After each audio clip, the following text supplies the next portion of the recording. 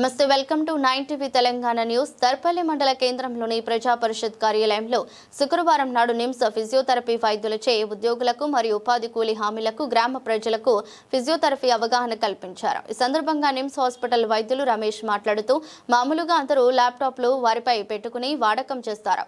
అలా చేయడం వలన సలహాలు, సూచనలు, మైగ్రెయిన్ పిల్లలకు అలవాటు చేయకూడదు.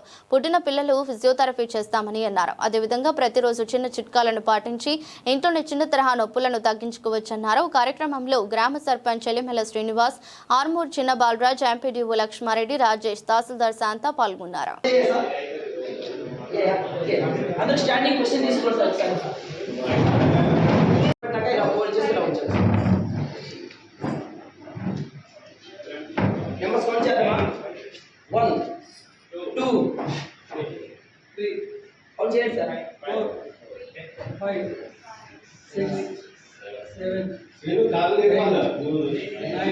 గమనించండి, ఏం చేస్తున్నారు? డ్రైవింగ్ చేస్తున్న వాళ్ళు కానీ, సిస్టమ్ వర్క్ చేస్తున్న వాళ్ళు కానీ, మొబైల్ చూస్తున్న వాళ్ళు కానీ, ఇలా రైటింగ్ చేస్తున్న వాళ్ళు కానీ ఏమవుతుందంటే ఇక్కడ C1, C2 అనే బోన్స్ ఉంటాయి సార్. ఈ రెండు బోన్స్ స్ట్రెయిన్ అయ్యి వెనకాల C6, C5 దగ్గర గ్యాప్ అనేది స్టార్ట్ అవుతూ ఉంటుంది.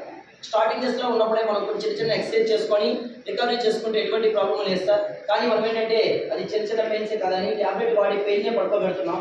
దాన్ని ఏంటంటే మీరు అలా కంటిన్యూ చేస్తున్న కొలది ఏమవుతుంది, అక్కడ గ్యాప్ అనేది పెరుగుతూ ఉంటుంది సార్. ఎప్పుడైతే గ్యాప్ పెరిగిందో దాన్ని సర్వైకల్ స్పాండిలైటిస్. ఐడియా ఉందా సార్? సర్వైకల్ స్పాండిలైటిస్ అంటే రోడ్డు మీద చూసుకుంటే కొంతమంది నెక్ అనేది ఈ రకంగా ఇలా పెట్టేసుకుంటూ ఉంటారు. కొంతమంది వెనక కాలర్ పెట్టుకొని తిరుగుతూ ఉంటారు. ఐడియా ఉందా? ఆ కాలర్ తీసేస్తే ఎటువంటి డిసీజులు వచ్చేస్తూ ఉంటాయి సార్. మీరు సినిమా యాక్టర్ జమునారాణి గారు ఐడియా ఉన్నారా? వెంటనే ఇలా గాడిస్తూ మాట్లాడుతూ ఉంటారు, రిపీట్ అవుతూనే ఉంటారు. అటువంటి డిసీజులకు గురైపోతూ ఉంటాం. లైఫ్ లాంగ్ ఉంటాయి కానీ పూర్తి స్థాయిలో తగ్గలేము. అలాంటి డిసీజ్లే మనకు రాకూడదు, నెక్ పెయిన్ రాకూడదు అంటే ఎటువంటి ఎక్సర్సైజ్ చేసుకోవాలి? సింపుల్ సార్, ఏం లేదు.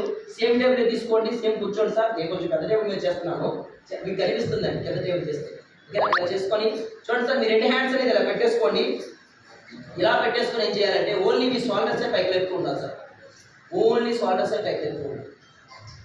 స్లోగా చేతులు ఇలా లేపకూడదు, షోల్డర్స్ మాత్రమే లేపాలి. స్లోగా పైకి లేపి మళ్ళీ స్లోగా డౌన్ చేసుకోవాలి. అంటే లేపడానికి ఒక 10 సెకండ్స్ తీసుకోండి, మళ్ళీ డౌన్ చేయడానికి కూడా ఒక 10 సెకండ్స్ తీసుకోండి. దానివల్ల ఏమవుతుందంటే ఈ రెండు బోన్స్ రిలాక్స్ అవుతాయి. అట్ ద సేమ్ టైం ఇక్కడ గ్యాప్ అనేది వస్తుందా? ప్రతిరోజు మనం ప్రెజర్ చేస్తూ ఉన్నాం, గ్యాప్ అనేది రాదు. ఆల్రెడీ గ్యాప్ వచ్చిన వాళ్ళకి ఏమవుతుంది, ప్రతిరోజు చేయడం వల్ల కొంచెం అయ్యే అవకాశం అనేది మనమే ఇస్తూ ఉన్నాం. దానివల్ల ఏంటంటే వీళ్ళకి నెక్ పెయిన్ అనేది ఫ్రీగా మూవ్మెంట్ జరిగి నెక్ పెయిన్స్ అనేవి రాకుండా ఉంటాయి. చేస్తారా నాతో పాటు? చేయండి. అందరూ స్పైన్ స్ట్రైట్గా ఉంచండి. బ్యాక్ పెయిన్ అనేది అటాక్ అవుతుంది. అలాంటి బ్యాక్ పెయిన్ అటాక్ అయిన వాళ్ళు 40-45 ఏజ్ లోపే తగ్గించుకోలేరు. అలా తగ్గించుకోలేదు అంటే ఆ బ్యాక్ పెయిన్ అనేది కంటిన్యూగా వస్తుంది, పోతుంటుంది కానీ పూర్తి స్థాయిలో అయితే తగ్గదు. అలాంటి ప్రాబ్లమ్స్ ఉన్న వాళ్ళు ఎవరైనా ఉంటే మా ఫిజియోథెరపీ ట్రీట్మెంట్లో 2 డ్రాప్స్ మస్టర్డ్ ఆయిల్ అనేది డిస్క్ దగ్గర అప్లై చేసుకోవాలి. అప్లై చేసుకుని ఆరిపోయిన తర్వాత దీన్ని ఎక్కువగా డౌన్లో పెట్టుకోవాలి. ఎవరికైనా పెయిన్ ఉంటే మేము పెట్టి కూడా చూపిస్తాం. అలా పెట్టుకుంటే వాళ్ళకి పెయిన్ అనేది రిలీఫ్ అనేది వస్తుంది. అదే మన జెంట్స్కి వస్తే, మన జెంట్స్కి ఎందుకు వస్తుంది సార్? సిట్టింగ్లో ఎక్కువ వర్క్ చేసిన వాళ్ళకి కానీ, బైక్ డ్రైవ్ చేస్తున్న వాళ్ళకి కానీ, ఎక్కువగా పడిపోయి స్కిడ్ అయిపోయిన వాళ్ళకి కానీ, ఓకే, ఇలాంటి వాళ్ళకి బ్యాక్ పెయిన్ వస్తుంది. అంటే L1, L2, L3, L4, L5కి సంబంధించిన కానీ S2, S4కి సంబంధించిన ప్రాబ్లమ్స్ ఎవరికైనా ఉంటే మనకి బ్యాక్ పెయిన్స్ అనేవి అటాక్ అయిపోతూ ఉంటాయి. అలాంటి బ్యాక్ పెయిన్ అటాక్ అయిన వాళ్ళు కొంచెం పైన మస్టర్డ్ ఆయిల్ అప్లై చేసుకోవాలి సార్. అప్లై చేసుకొని దీన్ని ఈ రకంగా పైన పెట్టుకోవాలి. ఎలా పైన పెట్టుకుంటే మనకి బ్యాక్ పెయిన్ అనేది రిలీఫ్ అనేది వస్తూ ఉంటుంది అన్నమాట. నెక్స్ట్ అంటే చాలా మందికి ఇమ్యూనిటీ పవర్ తక్కువ ఉండడం వల్ల రాబోయే సమ్మర్ కదా, దానివల్ల ఎక్కువగా కాలం పీకులు వస్తూ ఉంటాయి, మొదలవుతూ ఉంటాయి సార్. అలా హెడ్ లోపల క్లాట్స్ అనేవి మొదలవుతూ ఉంటే వాళ్ళకి ఏంటంటే స్ట్రోక్స్ వచ్చే అవకాశం ఉంటుంది. మరి అలా క్లాట్ అవ్వకూడదు. మన హెడ్ నుంచి కూడా స్పైన్కి వెళ్ళే బ్లడ్ సర్క్యులేషన్ ప్రాపర్గా జరిగితే ఈ స్ట్రోక్స్ అనేవి రాకుండా ఉంటాయి సార్.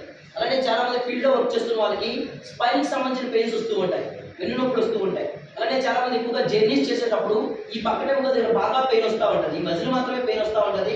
మీరు టెస్ట్ చేసుకుంటే ఎదురు కనిపించదు అది ఎటువంటి పెయిన్ అంటే. ఈ మజిల్ మాత్రం అలాంటి మజిల్ పెయిన్స్ ఉన్న వాళ్ళైనా సరే ఇప్పుడు నేను చెప్పే ఎక్సర్సైజ్ చేసుకుంటే వాళ్ళకి చాలా ఈజీగా రిమూవ్ అనేది అవుతుంది. సింపుల్ ఏమీ లేదు. రెండు హ్యాండ్స్ ఇలా ఫోల్డ్ చేసుకొని ఇలా చిన్న మీద కాని చేసి పెట్టుకోవాలి సార్. చేతులు ముందుకు ఉండకూడదు, ఇలా బ్యాక్ సైడ్కే ఉండాలి. ఇలా ఉన్నాక ఏంటంటే మీ హెడ్ అనేది స్లోగా బ్యాక్ సైడ్ మూవ్మెంట్ చేస్తూ ఉండాలి సార్. ఇలా స్లోగా హెడ్ అనేది బ్యాక్ సైడ్ మూవ్మెంట్ చేస్తూ ఉండాలి. ఎంత స్లోగా బ్యాక్ సైడ్ మూవ్మెంట్ చేసామో మళ్ళీ అంతే స్లోగా ముందుకు రావాలి సార్.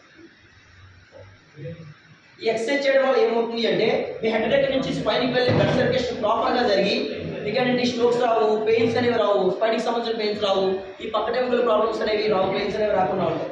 చేస్తాను, ఇది చెయ్యండి, మీరే చెప్తాను. నాకంటే మీకు స్పైన్లో పెయిన్ వస్తుంది. స్ట్రైట్గా స్ట్రైట్గా ఉండాలి.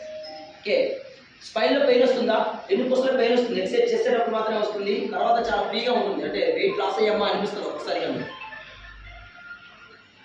ఓకే, ఆ పెయిన్ వస్తేనే మీరు కరెక్ట్గా